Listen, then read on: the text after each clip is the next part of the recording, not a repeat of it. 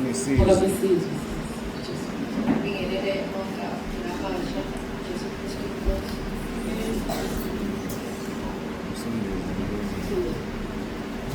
Igama lami ngisilindile Sibonga Mhlobo ngisuka ebhenjini lesekondari eSkole kaGogo Shama.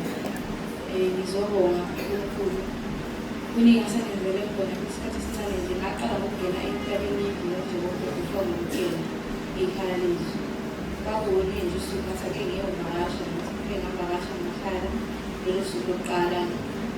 Ngabona nje uthando baba nalo kwangathi siyazana ngathi kade ngapha ngahamba-ke ngaqala ukuzala ngo-March ngafaka izimo ngathi ngasho ngathi inkosi ngiyacathi uma sengiphinde ngibuya la ngibe ngasafakanga ngusami uNkulunkulu-ke ngibuyile ngey'nkonzo zikaJulayi ngangingasafakanga.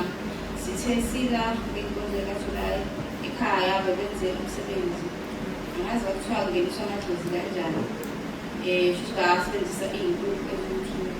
Beyiy'nkukhu lebaleza iy'nkukhu because isimo sasekhaya besesishintshile nje sihlala nomkhulu ekhaya. Umkhulu nje thina ingane zalapha ekhaya ubengasasithandi nje so kunosuku la agula ngalo ngizosho ukuthi isonke sasisho ukuthi uyahamba emhlabeni sazama or ngangikhona la ngikhuleka kamakhelwane everyday ngangilala khona emkhulekeni kwathiwa uyagula ekhaya ngafika ngavula umkhuleko wabaseroma sakhuleka then sizama-ke indlela yokusebenzisa iklinikhi banqaba-ke bathi bacela ngathi beqale beyohlola kuqala ukuthi kwenzakalani. Esinye sakhoza sinzima kunala ngoba ngangayitshela ukuthi sokunisele ephila ngavuka ngakusasa ngoba ngangithi ngizongena ebukhosini ngingenele zona lezi ay'nkukhu ezasekhaya. Ngakusasa-ke ngangingena ebukhosini angizange ngispecify ukuthi isikhathi singakanani.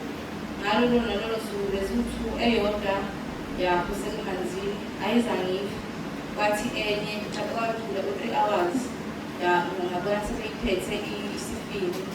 Ngakusasa amaZulu ekuseni ngiyanyamalala because ayizange zibe khona.